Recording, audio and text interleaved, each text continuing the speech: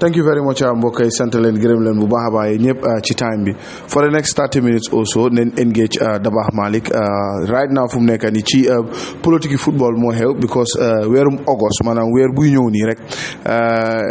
ñi nga xam ne ñoom ñoo nekk ci football nekk ay stakeholders nañ dem pour tànn ñan ñooy jiite li nga xam ne moom mooy kuréel buy doxal wàllu football ci suufu Gambia coow bari na nag wax bari na waaye ñaari nit ñoom ñoo taxaw di ut place bi bokk na ci Sadibou Kamaso ak ki nga xam ne mooy Kaba Bajo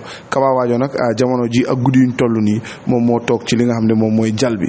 Dabakh thank you very much ci time bi Dabakh bi foo ñu dugga ci politics bi lan mooy sa jàngat ci Gambian football so far.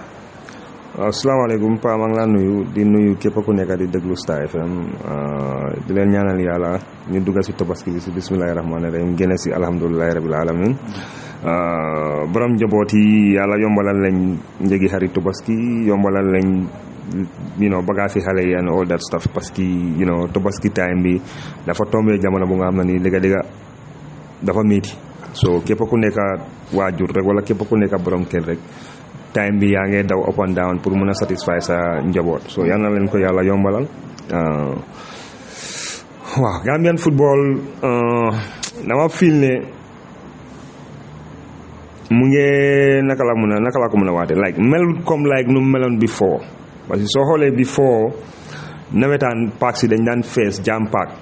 you understand nga xool league bi competition bi daf daan tough right zonals itam daf daan first step okay of recent few years ago gis naa zonals yi mu ngi doon ñëwaat and which is good ba pare league bi tamit gis naa ne last year especially bu mu tombee time yi weeru koor bu ñuy def maaji guddi gis naa ne people were going there and I think GFF war nañoo xoolaat loolu bu baax ndax dañoo war a make matches mu nekk match guddi so that people can go because most of the time during the week guddi nit yi duñ dee am most of Gambia amul a lot of places yoo mun a dem pour entertain sa boppa or because it's the same things luñ dee def ñëpp benn place lañ dee dajaloo so maybe if people have options ñu bëgg a dem seetaani football dinañ bëgg di change within the thing so I think ne dëgga ñu ngi progress ndanka waaye I think ne soo ñëwee back to few years ago lu nit yi amee woon interest si football daan génn seetaani nawetaan du dee am violence match si dee dem nice competition si tough time boobu yaa ngi am ñoom London United anyway bu ma gaay mere na man waa London corner la so London United always moom laa mën a support xam nga am ñoom World 11 things xam nga time of football bi mu ngi lifin waaye fu mu nekk léegi nii I think people are more into the business aspects of sports than concentrating more on the passion and loolu tam mu ngi yaaxa career a lot of people ba pare mu ngi dugal tamit ñu bari ci administration of sports ñoo xam ne amuñ interest ci sports but the monetary aspect moo leen fa yóbbu so loolu tam is affaire la boo xam ne ni mu ngi gën a damage football dan di ko yóbbu kanam waaye by and large I think of recent especially suñ qualification to the AFCON jox nañu opportunity pour ñu build on that def lot of changes and then maintain ko because I think am nañ opportunity bi qualification bi to AFCON kan leen ko mun a jox this current FA or generally nguur gi because of gis nañ nguur gi dañ invest a lot ci li nga xam ne moom mooy national team bi ñu ne ndax is it right pour FA bi akimu li nga xam ne loolu moom mooy qualification bi def ko sax ak campaign tool waaw xam nga bii moom qualification bi ñëpp lañ koo jox FA bi government players yi coaching staff bi Gambians yi everybody wante tamit sports kenn bu mu la na sports dafa laajte investment suñ amul the right investment in sports duñ dem Gambia yaaga naa am team bu baax am man dama góom ne génération yi ñoom jatoo ñoom assiscore both assiscore senior and junior génération boobu noonu man dama góom man si suma góom-góom la lawale time boobu la Gambia gënoon a am team daan presently team bu ñu am nii even bu ñu yóbbu AFCON you understand but xam nga ku nekk ak sa wërsëg la génération bi la yàlla may wërsëg pour ñu dem but génération boobu noonu time yi ñoom jatoo ñoom Tamsir Mané ñoom Coojalo ñoom George Loba man dama gom ne ñoom assiscore senior man dama gom ne génération boobu noonu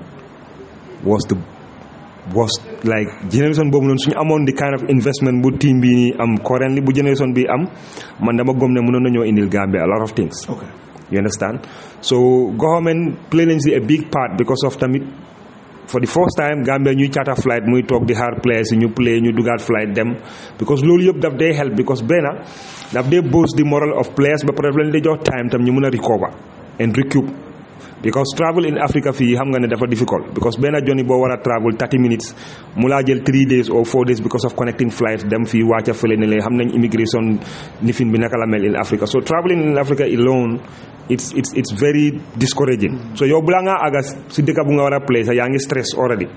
understand nga so soo àggee most of the time sa mentality du dee nekk at a stage bu nga xam ne di nga mën a focus si game bi so loolu daan cause Gambia a lot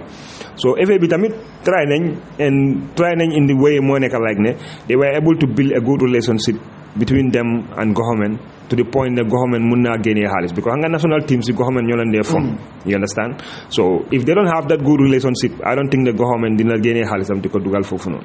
xam nga coach bi tamit we owe him a sense of gratitude parce que lu tax yes dëgg la man I disagree with him on his tactics because man dama feel ne he is too defensive waaye tamit indi na benn mentality ak spirit boo gom-gom boo xam ne si team bi that's the role of a coach because coach yow yaa war a inspire sa players yi you understand I know ne like am na lot of things yu mu dee def yow na man dama disagree ak moom because dama feel like ne am na in a place yu mu bàyyi I believe ne those people they have a place in the national team you understand wante moom lañ choose as a coach so moom mooy jël decision because Gambia su amee results moom la ñoo taacul su ñàkkee results moom la ñoo yuuxu moom la ñoo saaga moom la ñoo lu nekka te suy lose job di am moom mooy njëkk a lose job am so moom mooy xool li mu feel ne ñooñu su leen indee dinañ ko déggal système bu mu bugg a play gars yi dinañ ko play then mu invite lañ waaye sometimes tamit I think ne we should go beyond emotions ñu xool li nga xam ne nii will give you different options then nga choose ko so by and large I think collectively we all deserve credit for the qualification because supporters yi tamit they've been supporting for so long without having anything lu ñoo celebrated but yet terewul tamit discourage ñu ngi passis ñu ngi toppa team bi they were doing everything ñu du dem si daani football sax ñu ngi toog si kër yi ñu ngi ñaan you know so everybody dafa deserve credit si qualification bi daal Dabakh ñu ne nag ñu ngi dem si elections pour tànn kan mooy jiite li nga xam ne loolu moom mooy fédération bi ñaari candidat nag feeñ neen Kaba Bajo ak Sadibou Kaba nag jamono ji moo toog si jal bi Sadibou moom moo bugg a uutu ki nga xam ne moom mooy Kaba Bajo lan mooy sa gis-gis si ñaari candidat si nii waaw ñaari candidat si comme que ñu ne election bi nekkul normal election su nekkoon normal election ku nekk eewu dem vote kon it would be something else waaye comme que stakeholders si borom club si region si ñoom ñooy woote ak allied association si kon limited group la rek so kon ñaari Kaba ak Sadibou koo foog ne moom lañ war a jox mbir mi mu continuer doxal game bi non man pour wala dëgga man su ma gis-gis laa la wax su ma dëgga su ma bokkoon si stakeholders yi war a vote ñoom ñaar yow du ma si votal kenn parce que lu tax mënumaa wax ne Kaba administration am doyut ma dañ war a génna may toon di saanil Sadibou because Sadibou was part of that administration until few months ago bu mu amee intention pour run for the presidency si la fa resign you understand how ma ko personally mënuma koo jooj like Kaba also how ma ko personally liggéeyuma moom mënuma koo jooj waaye based on ñoom seen administration bi luñ def dama feel ne there are a lot of things yu nga xam ne jaarul yoon you understand especially when it comes to how the funds FIFA funds si naka lañ ko manager dama believe ne dañ ko dugal si comme like dañ ko lakka daal taal ko amalul njëriñ sports you understand because we are talking about millions and millions of dollars you understand so nekkul ne Gambian su bari sax ñoo xam the value the magnitude of that money te man dama gëm ne if they have invested that money properly sports dina change but the sad thing moo nekk like sports nekkul di develop nekkul di change life yi players yi change but ñoom ñëpp ñu nekk si football administration bi from the president to the secretary general to accountant bi to club owners yi ñoom seen life mu ngi change parce que lu tax xaalis bu nga war a am ne dafa war a dem si lu ñu invest ko si football ñoom ñu ngi invest lu bari si seen poche yi and that's the reality loolu moo nekk dëgg bi parce que soo xoolee last election da nga man waxoon naa fi soo xoolee FIFA goal project bi ñu ne dañ ko doon rénover ok dem nañ ñu gas foofu noonu kama boo xam ne da ngaa jonkoon amul floss kama pax ok ñun ñu dëkk si kaw gi xam nañ kama pax parce que man soo ma joxee $10,000 léegi ma gasal la ma fay nit mu gasal la kama pax nga ñëw nga ne ma yow da nga spend $1.5 million pour gas benn kama pax loolu koo ko wax si boppam xam na ne du dëgg ki ko wax sax xam na ne mu ngi lu ma wax moom si boppam sax gëmut ko you understand parce que buñ jàppee ni dina ñun dañ dof ñun tam si dëkk bi lañ dëkk 1.5 million sama ko joxee ma sampal la néeg most of them ñoom xëy na sa si kër yu gaay dëkk you understand they didn't spend more than $2 million $3 million pour sampa kër yooyu noonu soo ñëwee di ma wax ne kama boo xam ne da ngaa dem nga jonkoon amul floss même su nekkee kama floss la sa toogu bi naka la tuddati toilet seat bi dafa war a nekk gold because $1.5 million du xaalis si caaxaan de soo ñëwee di ma wax ne yow $1.5 million nga spend si kama xanaa kon yow ñaata millions nga spend si néeg yooyu noonu ak lal yooyu noonu and look at the state of that even facility now so loolu daf laa óor ne is either dañ inflate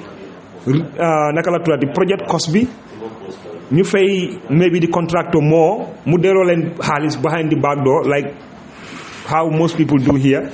you understand wante loolu there is no way noo mun a justify loolu so loolu is one example ok nga xool yeneen football fields suñu nga xam ne dañ nga xool ne dañ ko war a liggéey yow ñu jox la xaalis pour nga renover those football fields gas foundation rek nga ne xaalis bi jeex na you know those fields ñu ngi toog foofu noonu for how many years now ñaata years nawetaan mënut a happen because of lan fields yi ñu ngi leen gas ba pare mënuñ koo complete ba pare mënuñoo wax ni di fan la xaalis boobu noonu dugga so pour man si suma gom-gom that was enough reason rek pour government mu disband sax even mu dissolve the FA ba pare ñu prosecute lañ pour gars yi wax ñu xaalis boobu noonu fan la dugga because it's about time ñu start di hold nit yi accountable for their actions because yéene man dama gëm ne it's a deliberate ploy because xam nañ naa def di dee Gambia la dara du si génne dañoo coow 1 week Facebook fàtte nañ ok some of the journalists yi nga xam ne ñoo war a def job bi duñ ko mën a def parce que ñoom ñëpp ñu ngi nekk ab boy yi gars yi FA bi ñu ngi nekk ab boy yi coach yi ñu ngi nekk ab boy yi players yi so moo tax journalistes yi kenn du si mën a taxaw wax player bi dëgga kenn du si mën a taxaw wax coach bi dëgga kenn du si mën a taxaw wax club owner bi dëgga kenn du si mën a taxaw wax fédération bi dëgga you understand parce que nit ki sooy def sa liggéey make sure nga am professional relationship between yow ak ñi nga liggéeyal you understand mën nga la ñoo koolante mën nga ñoo nekk xarit mën nga ñoo seetiwante wante avoidal gifts muy jaar sa diggante ak ñoom avoidal di kool koto nagam nag nii naam dama staran may ma crédit mu yónnee la crédit you understand wala mu may la xaalis wala mu may la daala wala mu may la jersey time dina ñëw di nga ko war a wax dëgga ku la defal teranga ay few people ñooy am fit taxaw kooku def lu ron nga taxaw nga wax ne kii lu mu def jaarul yoon so moo tax soo xoolee journaliste yi ay groupe la de nekk groupe bi Kaba groupe bi Kamaso so kii su bindee story bi nga foog ne moom moo Kamaso ñoom ñoo nekk benn néeg but Kamaso was part of Kaba's team ñoom ñoo nekk the same administration so whatever lu administration ne Kaba def Kamaso du si mën a génnee boppam whether good thing la or bad thing la ñoom ñëpp a ko bokka because dafa mel ni comme government rek man su ma nekkee ministre ñu ne government bi man ma nekk ministre di toog cabinet ñuy am cabinet papers ñuy toog may disagree or agree but once ñu agree majority bi mu agree man mënumaa clean suma boppa from that so if they say the government is corrupt whether man corrupt na or corruptuma loolu maatawul but the fact that ne maa ngi si woon si biir government bi so man maa ngi gis corruption boobu noonu ba pare maa ngi bañ a resign you understand man foofu laa am problème ak Kamaso parce que number one yow bi nga nekkee foofu noonu yëpp li nga wax ni tey yëpp mu ngi doon happen yaa ngi koo gis wante man musuma laa dégg yow nga génne nga ñëw wax ko comme ni nga ko waxee léegi understand that's one two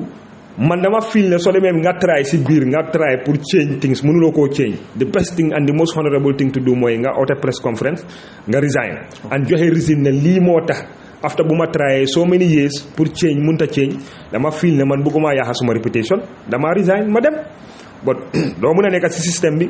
ba few months ba nga amee intention pour taxaw elections nga génn a ñëw di ñu wax ne ñii dañ corrupt ñii dañ def nangam ñii dañ def lii ñii dañ incompétent dañ nangama nangam te yow yaa ngi woon si groupe boobu noonu so man su ma doon saani ñoom ñaar yëpp du ma si saanil kenn man dama feel ne dañ need a new breed of people ñu nga xam ne nii dañ bokk dañ participate si sports ñoo xam ne sport la leen defal dara moo xam ex-players la moo xam former club owner la koo xam ne nii dafa invest lot of money on sports for di passion bu mu am mu ñëw jël football bi yóbbu ko beneen level because dama feel ne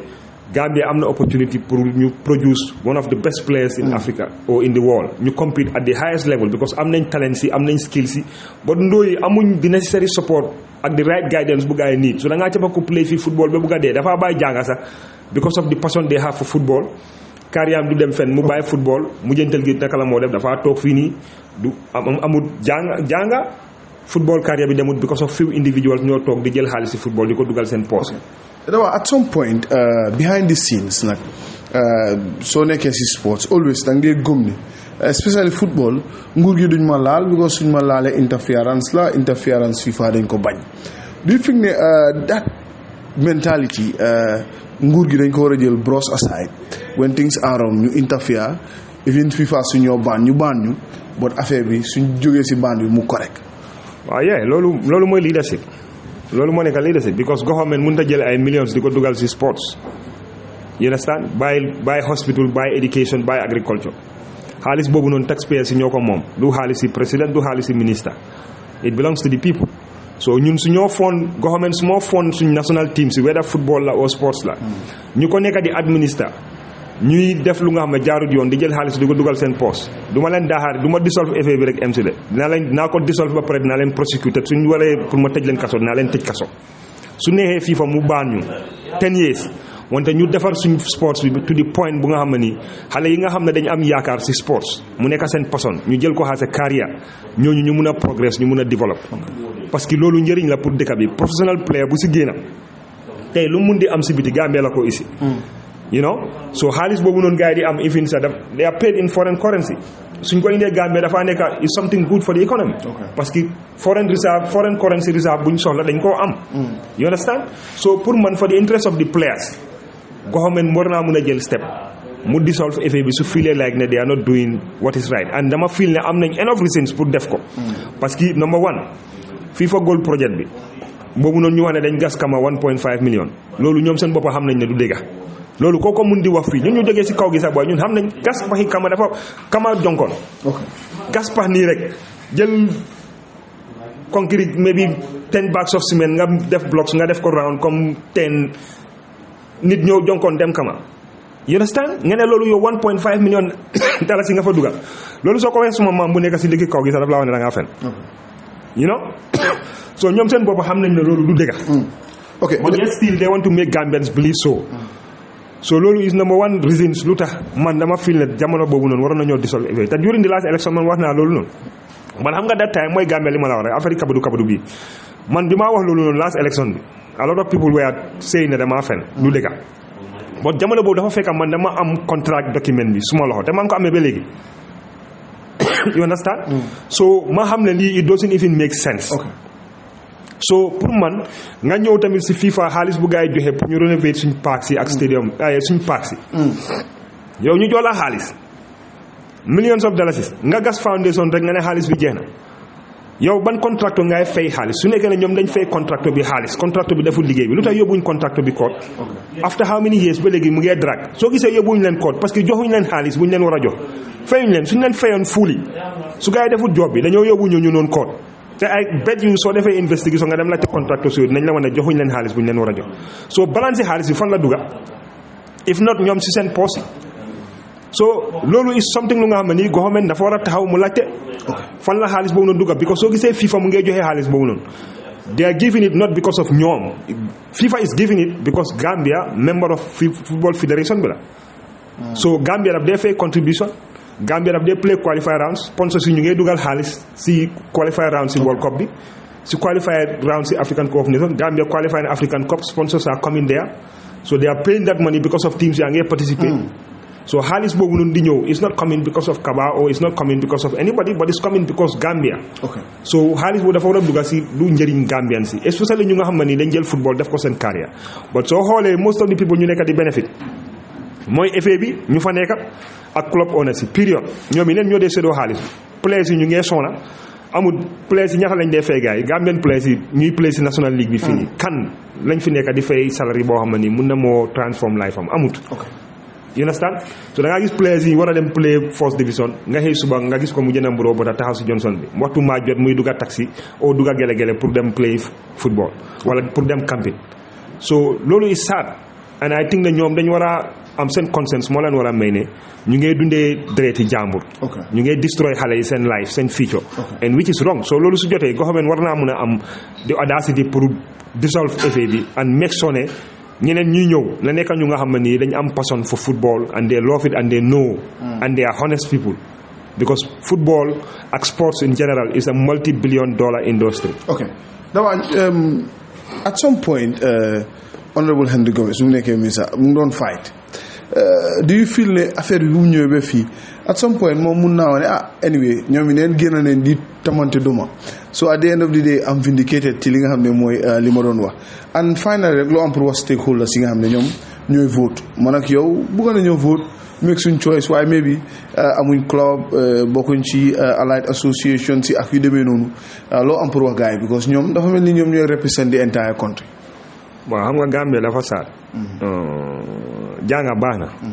wante am na lu gën jànga mooy jub honesty déggu bugga sa réew wante Gambia soo waxee every time lu ñëw mu nekk kii jàngut demul university demul nangam soo demee university te yow sax jànga bi yow sàcca la jikkee ban njëriñ la am pour dëkk bi and loolu moo nekk fii di happen most of the people working in the public service or ñu amee organisations yi sàcca rek la fi gaay nekkee they just using these organisations to benefit themselves but amul benn njëriñ pour dëkk bi so pour man ma dénka suma alal koo xam ne jàngut understand nga wante dafa jub dafa honest moo ma gënal téeméeri junne yoon so Henry some of the things yu mu doon wax dëgg la but the fact that ne people feel ne like he's not that amul that level of education demul university nangam coow bi këriñ karang wax and they played seen kabudu système yooyu noonu make noise am na boys yu ngeen gars yi dee fay social media ñoo xam ne ñoom loolu rek ma nekk seen liggéey soo laalee diw rek everybody jump ñu foog na yow mun nañoo ñëw taxaw wax ba nga nopp but you know man people like me man faalewu man yow li nga xalaat man suma dëgga dama koo wax mu neex la dama ko mun na xarit la dama ko wax te yëguma sax sama meree it doesn't even shake me. Okay. You understand? But tey Henry bu gaay doon wax lu nekk tey ñoom yi neen ñoo ñëw di wax the same thing lu Henry doon wax soo léegi ñoom ñoo nekk si dëgga ndax Henry moo nekk si dëgga wante jamono bu ko Henry doon wax dañ ko doon fight. You understand? So pour man when it comes to national issues nañ génnee affaire yi xarit mbooka dëkkandoor xeet tege ko boor ñu xool lu nga xam ne mooy njëriñ Gambia parce que ku si njëriñu ëllëg kenn xamut mun naa nekk ku nekk ki si loru ëllëg tamit kenn xamut mun naa nekk ku nekk soo su ñoo xeex nañ xeex parce que dañ bugg a mu Gambia mu correct dañ bugg a Gambia mu jub wante ñu bàyyi fi emotions tey nga faral kii because of sa mbooka la ëllëg keneen mu def similar thing like that nga bugg a génne di ko castiger nga ne man dama war a àndaa yow pour ñu la am na yoo xam ne moo tax sometimes am na yeneen institution na su xëyee man du ma dee wax wala du ma si bind sax parce que dama dee feel ne yëf yi yabaate la sax understand nga yow di same thing la sa mbooka defoon ma wax ko nga toog di ma saaga di wax ne damaa fen léegi keneen def ko nga ne waaw man commentuma si dama war a wax lu tax may wax so man nobody's gonna dictate lu ma def man suma conscience moo ma guide parce que suma baameel ëllëg man kenn maa fa nekka du ma fa nekkaa kenn so du ma wax dara lu nga xam ne nii pour lu neex doomi aadama la parce que yaakaaruma tus si kenn yàlla moo yore suma wërsëg moo maa jox ma lekka te yàlla mooy boobu noonu bés bu mu waxee ne suma wërsëg fii la am keroog la moo am foofu kenn mënu koo stop so man du ma dem toppa benn doomi aadama si kaw suuf yàlla bindagul nit boobu noonu sax koo xam ne dama laa sibooru wala di la tegal tama pour buggalu ma am si yow never so su nekkee loolu mooy tax ma nekk nit ku déggu wala nit ku ñàkk a déggu kon du ma mës a déggu parce que man li ma fiil ne moo nekk dégga su ma dégga man loolu laay wax te su ma diggante yàlla ak suma axulaay taala laa ko wax surtout ma ku ma si mere surtout ma ku ma si taajul but Gambia suñ ko bëggee defar foog ñu déggu foog ñu waxante dégga foog ñu na la gaay mere but soo nekkee si dégga bi rek nekkal si dégga bi so pour man effet bi dañ ñu fail when it comes to administering suñ funds nga xam ne ñu ngi koo am si sports and loolu is one thing bu nga xam ne ni man dama fi ne government dañu war a question gars yi day su set up an audit independent audit firm mu ñëw audit di FA ñan ñoo fa nekk even ñu nekk di manage finance FA bi the same people la for the past 1900 ba léegi ñoo fa nekk dañ fa jóg lan moo tax ñooñu mënuñ faa jóg parce que ñu ngi toog si lu bari lu nga xam ne suñ fa jógee ragal nañ ne somebody commune ñu su nekkee nit ku honest la dina start di investigate and dina start di gis yu bari so moo tax pour ñu dem liif sax is a problème duñ dem liif parce que soo nekkee si foo xam ne yow yaa ngi def lu am na jubul soo feebaree sax da ngaa ñëw liggéey ñu foog na da nga dedicated to di job fekk dedicated loo si job bi de li nga def yow sa bopp xam nga ko because most of the things yu dee feeñ soo demee liif wala nga feebar la bañ a ñëw liggéey ñëwatam loo liggéey keneen ñëw fa xool si la moo ñëw mu gis dara and then lu mu xamutoon mu start di laajte lu tax lii mu happen lu tax lii xam nga so pour man I think effet bi day owe a lot to Gambian so when it comes to stakeholders stakeholders yi man du ma leen mën a wax lu bari because corruption bu nekk di happen si effet bi ñoom si boppa dañ si bokka they are part of it because xaalis buy ñëw FIFA ñoom xam nañ ko soo gisee effet bi di si lekka di dugal seen poste toog stakeholders si waxuñ parce que ñu ngee compal gaay ñoom seen boppa ñu ngi siy am ñoom seen boppa ñu ngee jaay players yi di lekka xaalis boobu noonu player bi si boppam nekkul di si earn anything you understand and FAB is not taking any step to make sure ne the interest of players ñu ngi koo protect so stakeholders yi duñ mën a wax parce que suñu waxee itam FAB dañoo gaay na waaye yéen itam yéen a ngi def nangam and Gambians will begin to know so ñoom ñëpp benn kabudu bi la pour man ñoom ñëpp ñoo em samba te newul dëggeen you understand so pour ñoom man li ma mën a wax rek moo nekk especially ñu jógee si région si regional stakeholders ñooñu lañ xam ne dañ represent seen nit yi parce que ñu dëkka Basse ñi dëkka Kiyang dëkka Jaara lan moo tax team yi Jaara mënut a ñëw bokk si First Division League bi lan moo tax team yi Farafenni mënut a bokk si First Division League bi loo boobu noonu si boppam sax moo njëkkut a correct parce que suñu ne National League of the Gambia it belongs to everybody warta em combo fii nii rek so long as League Gambia bi nekkul National League nga xam ne am nga First Division team bu jógee Basse ñoo play si combo waa Basse yëpp dañoo génn waa Basse dañoo ñu dëkk Basse dañoo àndaa team bi ñëw support si stadium bi dafaa fay step football bi dafaa neex rivalry bi dafa am Jaara ñoomi ñu war a play that joking relationship dafa nekk mogante bi dafa bari lot of ñoomi kas will go lot of Jaarankas will go but man ma toog fii nii nga ne ma Walidaan ak Real ñooy play man dinaa dem stadium di fay xaalis pour Walidaan ak Real ban attachment laa am si Walidaan ak Real you know especially after knowing that most of those people seen interest moo leen fa teg you know san xam nga so pour ñu develop league bi stakeholders yi ak FA bi foog ñu honest ñu gis ne ñoom football is a business ba ñu ma nga invest xaalis pour make money wante bul use xale yi soo amee 100 at least nga jël 25 nga seen ko si place yi you know but loolu nekkul di happen so ñoom they are taking everything di ko dugal seen pocket ba pare balaa maa dee ñuy wandooy ne dama laa dimbale rek xale bu si bëgg a réussir sax bu si bëgg a dëgër boppam nangu loo nekk ab boy sax ñu soo amee opportunity sax ñu xam ne yaa nekk di best player am nga skills am nga everything dañ laa naj di nga nekk di play fii sa ba dee wante doo musa dem professionnel o doo musa dem semi professionnel because of ñoom ñoo dee mën a deal ak agency pour transfer ndóoyi ak yoonu so soo bëggee dem some of the players they don't have a choice because they want to go international so dañoo play nii rek loo leen def ngeen leen baax na o baax they accept it pour am opportunity pour génn Gambia so man du ma blame players si loolu man club owner si laay blame ak fédération bi ak government parce que government tamit moo war a réguler especially the National Sports Council ñoo gën a bàyyi seen loxo sax képp kuy bàyyi sa loxo parce que National Sports Council su xamee ak bu créer National Sports Council ak doole bu mu am mu koo jëfandikoo all these federations dinañ nekk si yoon mu jub wante ñoom seen boppa nekkuñ di def seen liggéey parce que ñoom ñoo war a regulate sports not even the ministry National Sports Council moom moo am rôle boobu noonu pour moderate all the sports organisations su nekk di dox si Gambia bi fii nii but if they are not doing their job automatically ñoom ñëpp ñoo am si benn mbuus bi la gaa yi nekk so at the end of the day athletes yi mooy dawkat yi mooy athletes yi ak players yi sports people ndoo yi rek ñoo si sona but ñoom they don't care because all of them are living good so ñu ngi enjoy life. Dabakh Malick sant ko gërëm ko bu baax a baax ci time bi interesting times nag sports politics bi one beautiful part about sports politics bi moom soo waxee li nga xam ne loolu favourable la rek fake social media accounts yi ak seen boy yi nga xam ne ñoo de am 10 Facebook account ñoom ñoo laa ñëw di la songa but anyway interesting times Dabakh thank you very much ci time bi appreciate nañ ko bu baax a baax suma benn friend moo ma ne soo nekkee si politics attaque sports warul laa yëngal is it true? waaw kay ma wala leen man yàlla daf ma dimbale bi ma juddoo la yàlla rey ragal si suma xol man gisuma doomi aadama bu ma tiit si kaw suuf wala di ragal ba du ma la wax dëgga parce que yaakaaruma dara si doomi aadama yàlla moo ma binda te suma wërsëg si loxo yàlla la nekk yàlla moo ma mun a jox moo ma mun a xañ moo ma mun a lor moo ma mun a protect so gisuma benn doomi aadama man ku yor suma wërsëg yàlla lu mu na ma ne dama koo am ala kulli xaal kenn mënu si dara dama ko am so moo tax man faalewu ma ku ma mere faalewu ma attaque su la nee mu nga ma attaque suba ba ngoon du ma la tontu parce que soo déggee benn loxo benn lam du yëngatu ñaari lam mooy yëngatu parce que am na ñu nga xam ne nii man suñ doon wax fii ba 2035 du ma leen tontu bi ko dama feel ne amuñ message amuñ anything lu positif lu gars yi di add to the debate so ñooñu saaga la gars yi am te loolu lu ma wone rek mooy yow sa mentalité ak si kër bu nga jógee man loolu laa dee every time parce que tey su nekkee da nga jógee si kër boom la dañ la teg si yoon ñu yar la nga xam lan moo nekk àdduna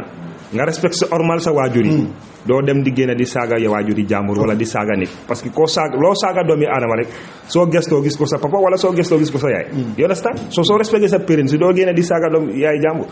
mën nañoo debate mën ngaa disagree ak man si lu ma wax wante come with facts ñu teg ñu debate man su ma fekkee ne man maa daanu damaa nangu parce que man tam doomi aadama laa dundeeku ne man li ma wax rek alxuraan la du alxuraan su ma xalaat lay joxe su ma xalaat mën naa rong su ma xalaat mën naa am xalaat bu ko gën su ma gisee xalaat bu ko gën damaa nangu ma d'accord ne kii xalaatam moo gën parce que yonent bi sallallahu alayhi wa sallam moo ñu gën moom la yàlla yónni yàlla defal ko lu nekka wante terewut dafa wax am saxaaba yi gisee ne yàlla ñëw indi wax yu àndaal saxaaba yi te daf koo accept loolu moo nekk leadership ba suñ buggee bil Gambia foog ñu honest foog ñu waxante dëgga muy man muy ak ku mun di doon soo ma gisee ma def loo xam ne jaarut yoon loo xam ne mu ngi yaaxa Gambia teg ma nga wax ma dëgga bi bul ma jey bul ma tàccul parce que soo ma bëggee dimbale nag ma wax dëgga understand nga so man foofu rek laa foofu loolu laay tëjee leneen li mooy job bi nga def just keep on the track because Gambian si nelawuñ dofuñ ñu ngay gis ku nekk si dëgga kuy taxawal Gambian si xam nañ ko ku du taxawal Gambian si tamit kuy wax ngir sa intérêt wala sa poste Gambian si xam nañ ko so dëgga nag moom moo neexut a accept especially si commencement bi but in the long term dëgga rek mooy mujjee amul dara lu nga xam ne nii mun naa féete kaw dëgga fen nag dina bari noise bari ponda te jamono buñ nekk ni ma raab ko élection bi football